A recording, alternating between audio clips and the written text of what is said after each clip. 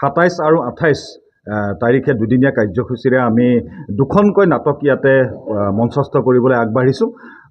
এখন নাটক হৈছে ৰূপকোঁৱৰ জ্যোতিপ্ৰসাদ আগৰৱালাদেৱৰ ৰচিত কালজয়ী নাট ৰূপালীমখন মঞ্চস্থ হ'ব 27 মাৰ্চ তাৰিখে, আৰু 27 মাৰ্চ শুক্ৰবাৰে মঞ্চস্থ হ'ব ৰূপালীম, আৰু 28 তাৰিখে মঞ্চস্থ হ'ব সঞ্জয় বৰুৱাৰ ৰচনাৰে ডাইনছৰৰ পৃথিৱীৰ পম খেদি। এখন হৈছে শিক্ষামূলক নাটক। আচলতে বিদ্যালয়ৰ ছাত্ৰ ছাত্ৰীসকলে এখন নাটক উপভোগ কৰিব লাগে, চাব লাগে, তাৰ পৰা শিকিবলগীয়া বহুতখিনি কথা আছে। শিক্ষামূলক বাৰ্তা ইয়াত দিবলৈ চেষ্টা কৰিছে নাট্যকাৰগৰাকীয়ে। আৰু যিহেতু আপোনালোকে জানেই যে দুদিনীয়া কাৰ্যসূচীৰে আমি নাট মঞ্চস্থ কৰিবলৈ ওলাইছোঁ। প্ৰথম দিনাৰ যিখন নাটক 27 তাৰিখৰ ৰূপালীম, এই ৰূপালীম নাটখনৰ বিষয়ে বহুতেই জানে। এখন বহুত পুৰণি নাটক, কাৰণ জ্যোতিপ্ৰসাদ আগৰৱালাৰ এক অমৰ সৃষ্টি বুলি ক'ব লাগিব। তেখেতৰ যি অতি পুৰণি এখন পাঠ্যপুথিটো বহুতে ৰূপালীমৰ বিষয়ে অধ্যয়ন কৰিবলৈ পাইছে।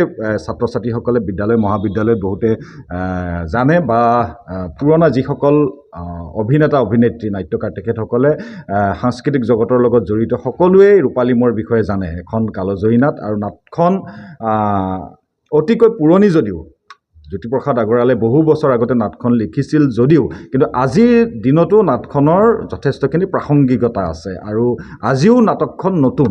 কাৰণ যিটো কাহিনী অত বছৰ আগতেই জ্যোতিপ্ৰসাদ আগৰৱালাদেৱে লিখি থৈ গৈছে, সেই নাটখনৰ কাহিনী আজিও নতুন।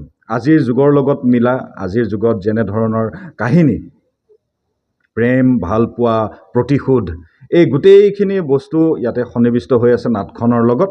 আৰু এই নাটকখন আমি আজি প্ৰায় ৩-৪ মাহৰ পৰিকল্পনা আমাৰ বহুত দিনৰ পৰা আমি ভাবি আছিলোঁ। নাটখনৰ বিষয়ে আমি বহু আলোচনা বিলোচনা কৰিছিলোঁ, সকলোৱে কি কৰা যে কৰিম বুলি ভাবিছিলোঁ, আৰু অৱশেষত আমি নাটকখন কৰিম বুলি ঠিৰাঙেই কৰিলোঁ। আৰু নাটকখন প্ৰায় 3 মাহৰ আমাৰ পৰিকল্পনা আখৰা, প্ৰায় 3 মাহৰ পৰা আমি নাটকখনৰ লগত জড়িত হৈ আছোঁ, লাগি আছোঁ, আখৰাত ব্যস্ত হৈ আছোঁ। আৰু আমাৰ অভিনেতা অভিনেত্ৰীসকল ইয়াতে আছে, আৰু বাকীখিনি আহি পোৱা নাই, আৰু যথেষ্টখিনি অভিনেতা অভিনেত্ৰী আমাৰ নাটখনৰ লগত জড়িত হৈ আছে। ইয়াতে জ্যেষ্ঠ আছে আমাৰ লগত, প্ৰদীপ দা আছে, আগতে পুৰণা আমাৰ লগত। আমি তেখেতৰ পৰা যথেষ্টখিনি শিকিছিলোঁ, আগতে একেলগে কৰিছিলোঁ। লগতে আমাৰ ৰিংকু নাথ আছে, তেখেতে আগতেও কেইবাখনো নাটকত আমি একেলগে অভিনয় কৰিছিলোঁ।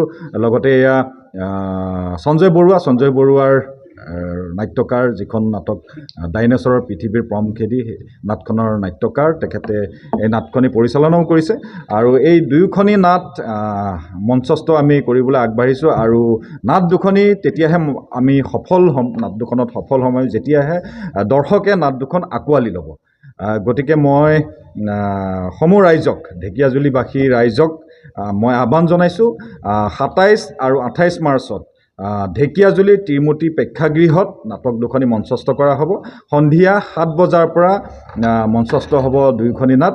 27 তাৰিখে 7 বজাত মঞ্চস্থ হ'ব ৰূপকোঁৱৰ জ্যোতিপ্ৰসাদ আগৰৱালাদেৱৰ কালজয়ী নাট ৰূপালীম, আৰু 28 মাৰ্চত মঞ্চস্থ হ'ব ডাইনছৰৰ পম খেদি। গতিকে দুয়োখন নাটকত ৰাইজৰ সহায় সহযোগিতা আমি কৃষ্টি সাৰথী সাংস্কৃতিক গোষ্ঠীৰ তৰফৰ পৰা একান্তভাৱে কামনা কৰিছোঁ। আপোনালোকে নাট দুখনি চাবলৈ আহক, আৰু আমাৰ দুয়োখন নাটকৰ সকলো অভিনেতা অভিনেত্ৰীক আশীৰ্বাদ দিয়ক, আৰু তেতিয়াহে আমি সফল হ'ম বুলি আমি ভাবিব পাৰিম, আৰু আপোনালোকে আশীৰ্বাদ দিব বুলি কামনা কৰিছোঁ। এইখিনি টিকেটৰ ব্যৱস্থা কৰা হৈছে।